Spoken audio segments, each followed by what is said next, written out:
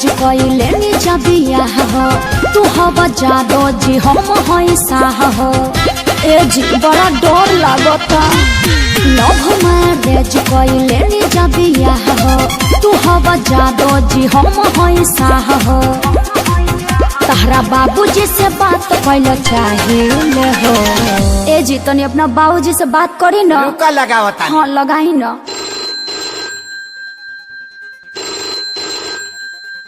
हो पप्पा हम बियाह कैला लियो का बियाह कैले लिए हमरा ले बतैले तू बियाह कैला त हमसे बतैला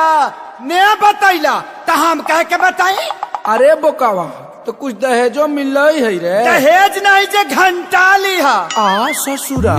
ए दैडी डरली नवत कनी मारे जदू दिन पागिले हो जूता से पिटाई बे मुहा पावन मिली तगे जसा फसा पागिले हो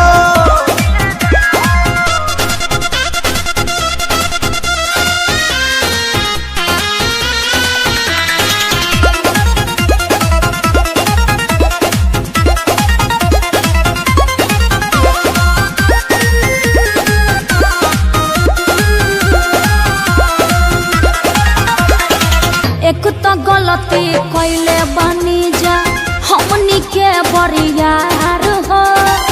ऐसन शादी से सुनले बानी टूटेला घर परिवार हो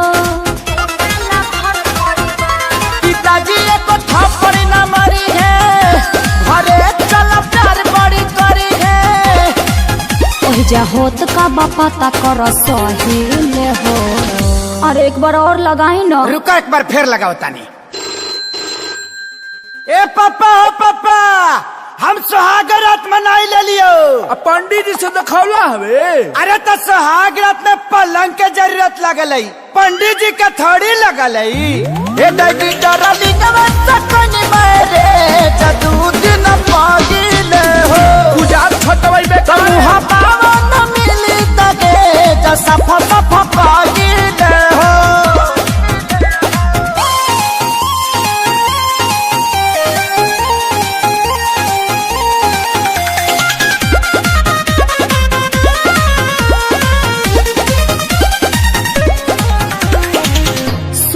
अखिलेश हमार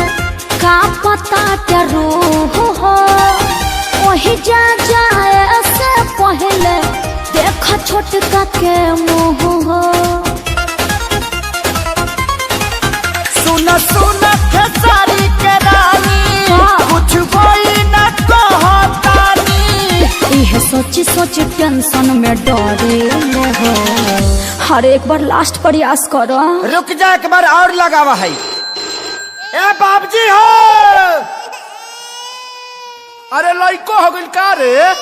हाँ हो गई अरे अभी तो 2 दिन पहले कहता के बियाह कोई हाँ अरे जियो के ऑफर में डाउनलोड कर ले लाई बाबजी ए दैडी डरली नवत कनी मारे जदू दिन पागिले हो